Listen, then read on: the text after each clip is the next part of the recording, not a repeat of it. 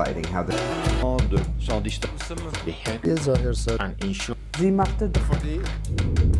I'm Abbas Abbasov. I'm the executive director of Je suis Abbas Abbasov, directeur exécutif du Baku Initiative Group, une ONG internationale dont la mission principale est la lutte contre le néocolonialisme.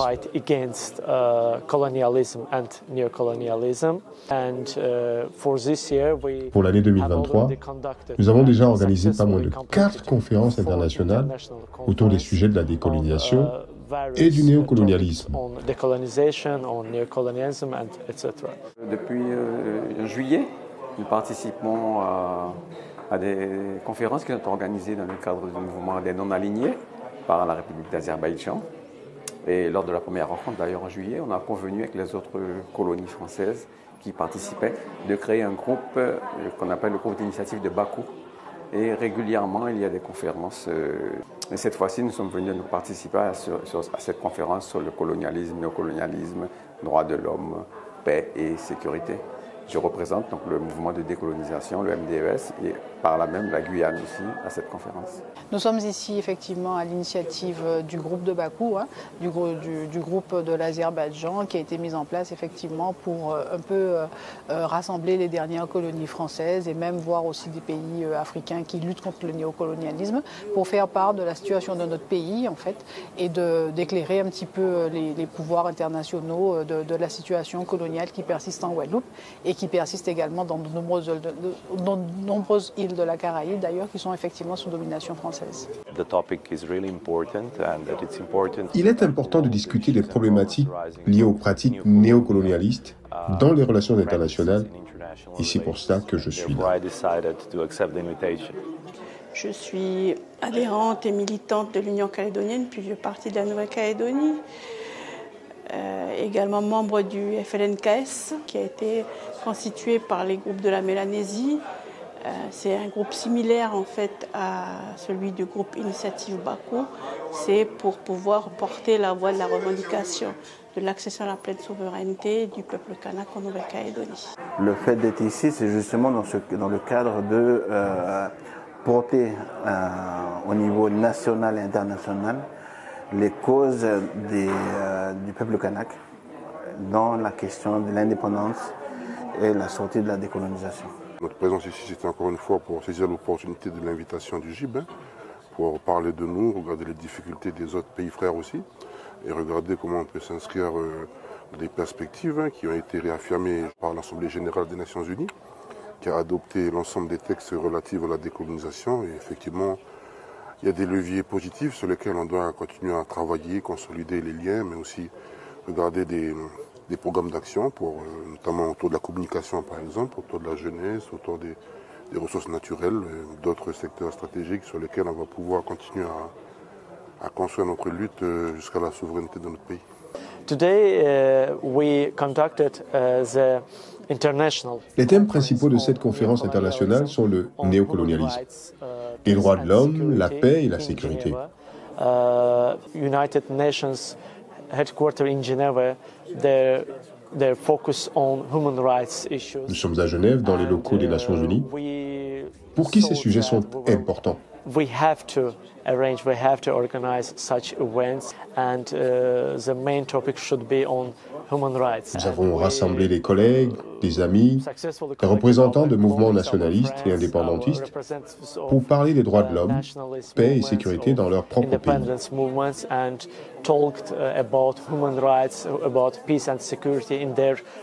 Et comme je l'ai déjà exprimé, nous continuerons à soutenir ces pays dans leur lutte contre le colonialisme.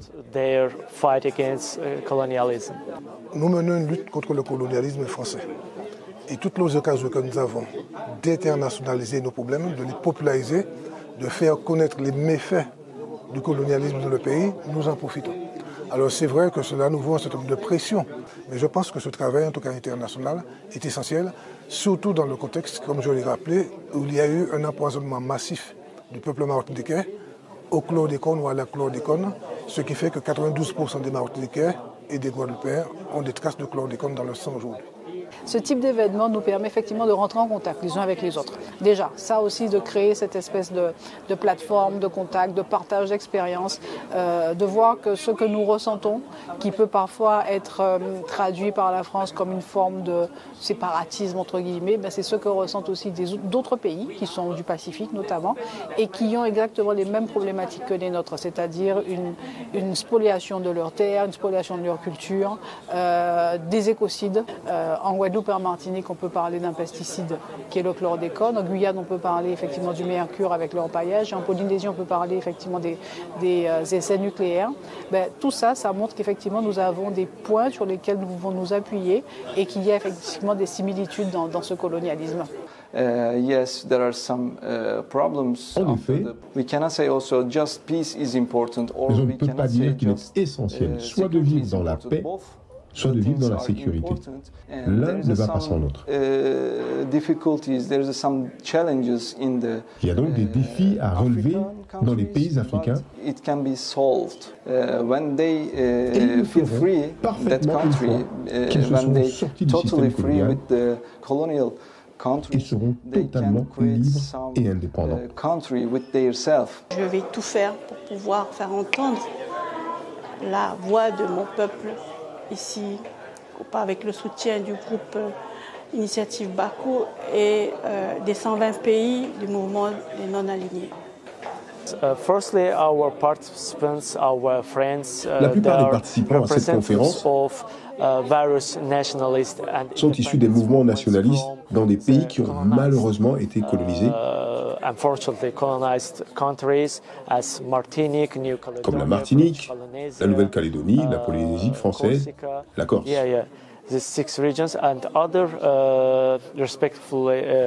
Nous avons aussi la participation d'experts sur les thématiques des droits de l'homme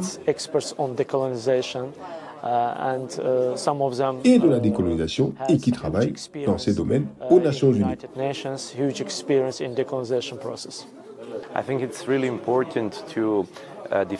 Il faut donner la bonne définition du néocolonialisme, car on a tendance à mal l'interpréter. Le néocolonialisme est la relation de domination exercée par le colonisateur sur son ancienne colonie et qui continue à l'exercer de manière plus subtile. Et en fait, c'est ce qui est encore plus grave que toute autre chose, même si je pense que toutes les formes de domination sont condamnables. On doit veiller à un monde de paix et de solidarité. Dans le cas de la Guyane, il s'agit directement du colonialisme, puisque nous ne sommes pas encore indépendants et que la France exerce directement son pouvoir par l'intermédiaire de son administration, son préfet, ses chefs d'administration qui sont nommés par la France et qui dirigent le pays en fait. Et même qui dirigent les collectivités, puisque les délibérations des collectivités locales sont sous le contrôle légal du préfet. Parler régulièrement de ces sujets est très utile, surtout que ce sont des situations assez inédites que les gens vivent dans leur pays.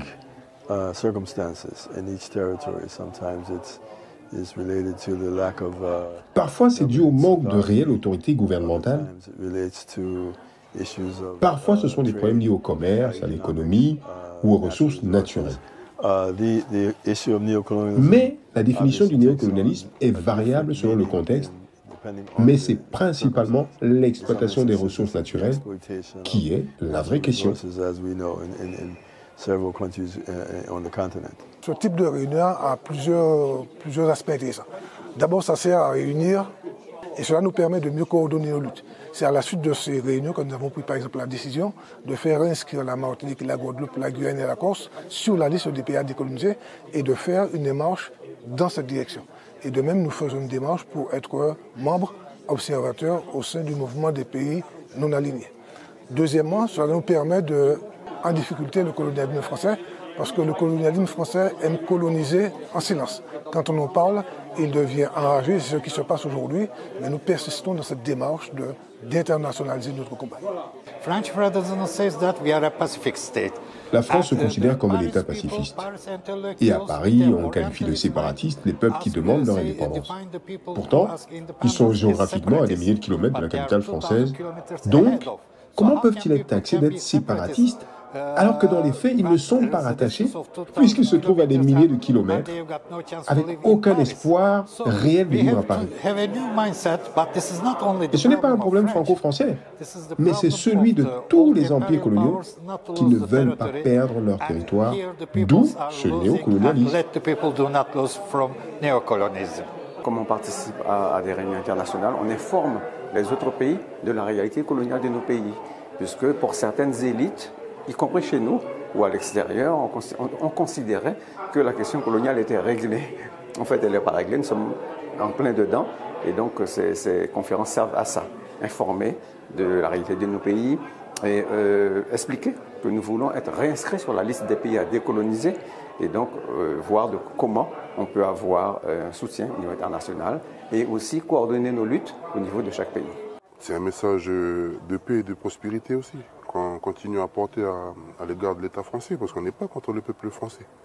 Mais quand on observe aujourd'hui l'évolution du monde, on voit toutes les difficultés, la crise des migrants, le Brexit, le terrorisme, toute la misère qui sévit sur l'Europe et notamment sur la France. La guerre en Ukraine est venue, si vous voulez, apporter cette goutte d'eau qui a fait chavirer le vase. Donc aujourd'hui, face à cette réconciliation mondiale, à l'avènement d'un nouvel ordre mondial, c'est de regarder avec l'ensemble des parties prenantes, notamment les grandes puissances et les groupements des pays qui nous soutiennent depuis 1986, date à laquelle nous avons été réinscrits sur la liste des pays à décoloniser. Voilà, comment on peut continuer à travailler ensemble, d'abord pour la nature et l'homme, et puis après pour l'économie et puis la finance. Dans le cadre de proposer une nouvelle vision des pays du Sud. Nous, comme vous savez, on était aussi victimes de la colonisation. Et donc le thème d'aujourd'hui, c'est le néocolonialisme et les droits de l'homme. Donc ça fait partie de notre préoccupation pour gérer, pour avoir une nouvelle vision sur l'organisation de cette vie commune internationale. Et pour débattre un petit peu cette vision des pays du Nord ou la civilisation occidentale, que je dirais, elle est basée uniquement sur un système de profit matériel.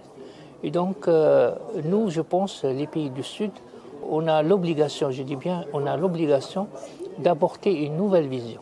Il est temps que nous, les pays du Sud, nous, les pays des civilisations ancestrales, de ramener notre vision et notre philosophie d'organiser les institutions internationales. Je pense que la plupart des membres du mouvement des non-alignés nous soutiennent, car la décolonisation fait partie de leur mission, avec pour principe de base l'équité, le respect, la souveraineté et l'indépendance.